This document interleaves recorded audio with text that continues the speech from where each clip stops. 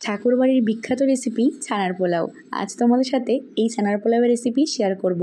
আর এই ছানার পোলাওয়ের সাথে খাওয়ার জন্য থাকবে দুর্দান্ত রেসিপি সয়াবিনের কোপ্তা কারি।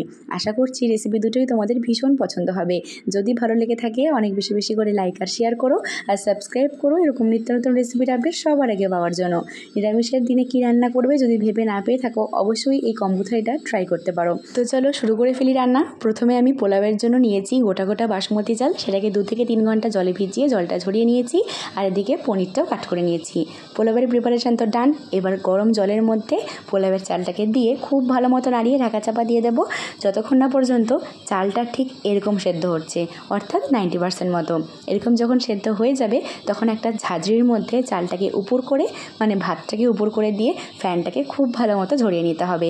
আর চালটাকে অবশ্যই একটু ফাঁকা ফাঁকা করে দিতে হবে, আর জলটাকে খুব ভালো মতো ঝরিয়ে নিতে হবে। এবার যেখানে আমি পোলাওটা করব তার মধ্যে দিয়ে দিচ্ছি 2 ছোটো এলাচ, 2 লবঙ্গ, 2 দারচিনি আর অর্ধেক বড় এলাচ। সব কিছুকে খুব একটা ভারী কিছু দিয়ে থেতো করে নিচ্ছি, তাহলে গন্ধটা খুব সুন্দর আসবে। এবার দিয়ে দিচ্ছি আগে থেকে সেদ্ধ করে রাখা চালটা, আর দিচ্ছি সামান্য লবণ, চিনিটা কিন্তু একটু বেশি করে দেবে, যেহেতু পোলাও একটু মিষ্টি মিষ্টি দিকে হবে। আর দিয়ে দিচ্ছি তেজপাতা আর 2 শুকনো লঙ্কা। এবার ননস্টিকের ফ্রাইং প্যান অথবা কড়াইয়ের মধ্যে সামান্য তেলে একটু হলুদ দিয়ে পনিরটাকে লাল লাল করে ভেজে নেব, আর একটু লবণও দিয়েছিলাম। পনিরটা ওদিকে ভাজা হতে থাক, আর এদিকে আমি পোলাওয়ের মধ্যে দিয়ে দিচ্ছি গ্রেট করা আদা, আর দিচ্ছি 1 চামচ মতো ঘিটা কিন্তু একটু খোলা হাতেই দেবে, তাহলে পোলাওয়ের টেস্টটা ভীষণই সুন্দর আসবে। এবার সব কিছু মশলা দিয়ে পোলাওয়ের ভাতটাকে খুব ভালো মতো একবার হাত দিয়ে মেখে নেব। একটু হালকা হাতেই মাখবে, নয়তো কিন্তু চালটা ভেঙে যেতে পারে। মাখা হয়ে গেলে চালটাকে খুব সুন্দর করে ছড়িয়ে দিয়ে ওপর থেকে আমি কিশমিশ ছড়িয়ে দিচ্ছি, আর দিয়ে দিচ্ছি আগে থেকে ভেজে রাখা পনিরগুলো। আর পনিরটা যে তেলে ভেজেছিলাম সেই তেলটাও আমি দিয়ে দিচ্ছি, কারণ সেই তেলে হালকা একটা হলুদ কালার এসেছে, সেই কালারের জন্য পোলাওতে দুর্দান্ত একটা কালার আসবে। এবার ঢাকা চাপা দিয়ে স্টিমে বসিয়ে দেবো এই 10 থেকে 15 মিনিটের মতো। ততক্ষণে আমি সয়াবিনের কোপ্তা কারিটা করে ফেলি। তার জন্য নিয়েছি আমি সয়াবিনগুলোকে জলে ভিজিয়ে ফুটিয়ে নিয়েছিলাম। এবার জলটাকে চিপে চিপে মিক্সার গ্রাইন্ডার জারের মধ্যে নিয়ে নিচ্ছি। খুব ভালো মতো একটা পেস্ট করে নেব। আর এই সয়াবিনের কোপ্তা কারিটা যদি এখনও ট্রাই করে না থাকো, অবশ্যই কিন্তু ট্রাই করো। দুর্দান্ত একটা রেসিপি, হিডেন জেম বলতে পারো আমাদের বাংলা রেসিপিদের মধ্যে।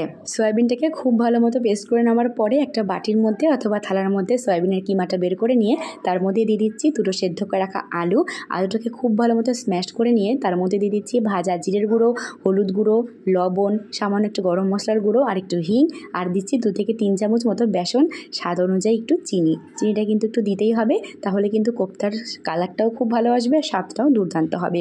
সব কিছুকে দিয়ে খুব ভালো মতো একসাথে মেখে নিচ্ছি। একটু চেপে চেপে মাখবে, তাহলে সয়াবিনটা, আলু আর বেসন খুব ভালো মতো দলা পাকিয়ে যাবে, আর টেক্সচারটাও কিন্তু ভীষণই সুন্দর আসবে। কথা বলতে বলতে আমার মাখাও হয়ে গেছে। এবার আমি কোপ্তাগুলো করে নেব। তোমরা চাইলে এই কোপ্তার ভেতরে কাজু কিশমিশ অথবা ছানার বলও ঢুকিয়ে দিতে পারো। যেহেতু আমার কাছে কোনোটাই অ্যাভেলেবেল ছিল না, তার জন্য আমি কিশমিশই দিয়ে দিচ্ছি। এবার কিশমিশটা ভেতরে দিয়ে খুব ভালো মতো মুখটাকে আটকে দিয়ে কোপ্তার শেপে আমি করে নেব। তোমরা কিন্তু চাইলে চ্যাপটাও করতে পারো, কিন্তু আমার মত অনুযায়ী কোপ্তা একটু গোল গোল হলেই খেতে ভালো লাগে, তার জন্য আমি গোল শেপটাই দিলাম। দেখো কথা বলতে বলতে আমি যেটুকু সয়াবিন আর আলু নিয়েছিলাম তাতে আমার 4টা কোপ্তা হলো। 4টা কোপ্তা কিন্তু একটু বড় বড়, একজনের পক্ষে কিন্তু একটা কোপ্তাই যথেষ্ট। এবার কড়াইয়ের মধ্যে সাদা তেল গরম করে একটু লাল লাল করে কোপ্তাগুলোকে ভেজে নিচ্ছি। একটু হালকা হাতে ভাজবে, নয়তো কিন্তু কোপ্তাগুলো ভেঙে যাওয়ার চান্স থাকে। লাল লাল করে ভাজা যখন হয়ে যাবে, এই কোপ্তাগুলো কিন্তু শুধু খেতেও ভীষণ সুস্বাদু হয়। দেখো আমার কথা বলতে বলতে লাল লাল করে ভাজা হয়ে গেছে। এবার কোপ্তাগুলোকে তেল থেকে খুব ভালো মতো তেল ঝরিয়ে উঠিয়ে নিচ্ছি, আর তেলটাকে একটু কমিয়েও নিচ্ছি। এবার ওই তেলেই ফোড়ন দিয়ে দিচ্ছি গোটা এলাচ, দারচিনি, তেজপাতা, শুকনো লঙ্কা। ফোড়নটা সরবর করে উঠলে দিয়ে দিচ্ছি আগে থেকে বেটে রাখা জিরে আর আদার পেস্ট, সেটাকে দিয়ে তারপরে দিয়ে দিচ্ছি হলুদ গুঁড়ো আর 2 চামচ মতো ধনের গুঁড়ো, কাশ্মীর লঙ্কার গুঁড়ো। সব কিছুকে একসাথে খুব ভালো মতো মিক্স করে নিয়েছি। মশলাটাকে খুব ভালো মতো আমি কষিয়ে নেব।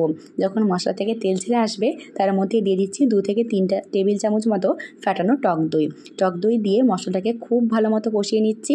দেখে তো নিশ্চয়ই বুঝতে পারছো মশলাটা কত সুন্দরভাবে কষেছে আর কত সুন্দর তেল ছেড়ে এসেছে। এবার পরিমাণ মতো জল দিয়ে গ্রেভিটাকে বানিয়ে নেব। ঢাকা চাপা দিয়ে দিচ্ছি। ঝোলটা ফুটে উঠলে তার মধ্যে কোপ্তাগুলোকে আমি অ্যাড করে দেবো। দেখো ঝোলটাও আমার ফুটে এসেছে। আমি এবার কোপ্তাগুলোকে অ্যাড করে ঝোলের মধ্যে খুব ভালো মতো ডুবিয়ে দিয়ে ঢাকা চাপা দিয়ে 4 থেকে 5 মিনিট হাই হিটে রাখবো, যাতে কোপ্তাটাও সেদ্ধ হয়ে যায় খুব সুন্দর ঝোলের মধ্যে, আর ঝোলটাও একটু ঘন হয়ে যায়। এবার 4 থেকে 5 মিনিট পরে ঢাকা চাপা খুলে স্বাদ অনুযায়ী লবণ আর চিনি দিচ্ছি, আর দিচ্ছি যে কোনো নিরামিষ রান্নার প্রধান উপকরণ, সেটা হচ্ছে গাওয়া ঘি। হাফ চামচ মতো ঘি দিয়ে নাড়িয়ে চাড়িয়ে আবারও ঢাকা চাপা দিয়ে একটু স্ট্যান্ডিং টাইমে রেখে দেবো, যাতে ঘি, চিনি, লবণ সব কিছু কোপ্তার মধ্যে ঢুকে যায়। দেখো আমার সব কিছু ডান। এবার আমি সার্ভ করে দিচ্ছি। পোলাওটাকে আমি সার্ভ করার আগে খুব ভালো মতো একবার নাড়িয়ে নিচ্ছি। দেখে তো নিশ্চয়ই বুঝতে পারছো পোলাওটা কতটা ঝরঝরে হয়েছে, নিশ্চয়ই দেখে বোঝা যাচ্ছে সেটা। এবার আমি সার্ভ করে দিচ্ছি। প্রথমে ছানার পোলাওটা দিয়ে দিচ্ছি। যে দুটো রেসিপি তোমাদের সাথে শেয়ার করলাম তার স্বাদ এতটাই হয় যে মাছ মাংস ছেড়ে কিন্তু এই কম্বো থালিটা লোকে একবার ট্রাই করবেই করবে। বিশ্বাস না হলে একবার বানিয়ে দেখতে পারো। আজকের মতো এই পর্যন্তই, দেখা হচ্ছে নতুন পর্বে। বাই।